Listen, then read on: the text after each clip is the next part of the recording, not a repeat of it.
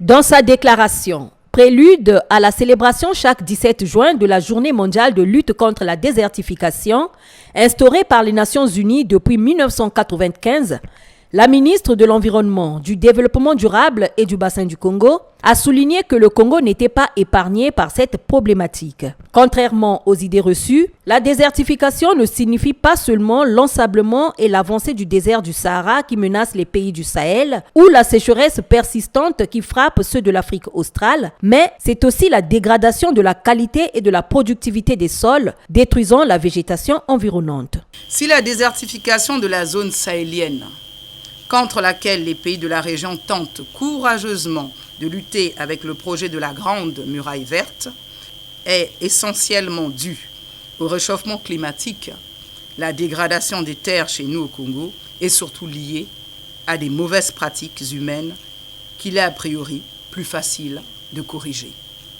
Les cultures sur brûlis, par exemple, et la réduction du temps de jachère épuisent les sols et perturbent les cycles agraires. L'exploitation du bois de feu et du bois d'énergie, ainsi que la persistance des fours à charbon de bois, sont directement à l'origine de la dénudation des espaces boisés autour de nos villes et donc des érosions. Selon Arlette Soudan-Nono, l'utilisation sauvage des pesticides a des conséquences graves sur la qualité des sols et leur capacité à se régénérer, de même qu'elle a des répercussions sur la santé des populations. Quand la FAO estime que d'ici 2030, l'Afrique perdra les 2/3 de ses terres arables si l'on ne met pas fin à la désertification, ne pensons pas que le Congo sera épargné parce qu'il pleut abondamment. Contre la mauvaise gestion durable des terres, le ciel ne peut rien.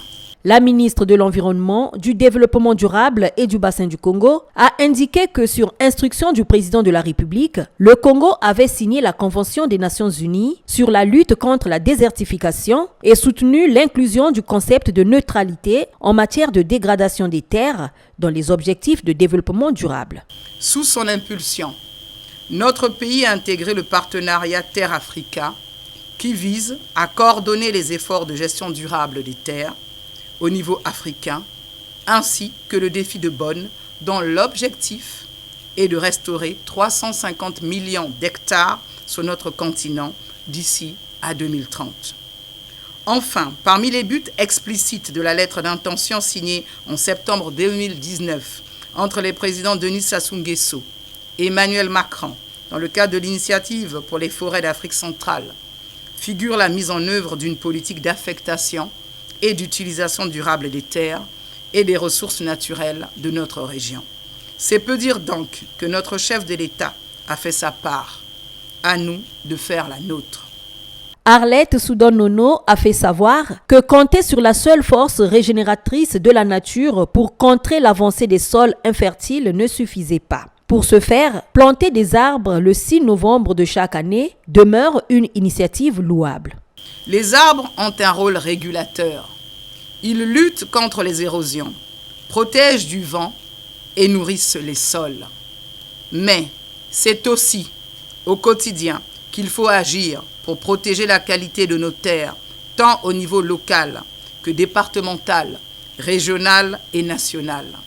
La gestion durable de nos terres nourricières n'est possible que dans le cadre d'une mobilisation politique et citoyenne coordonnée.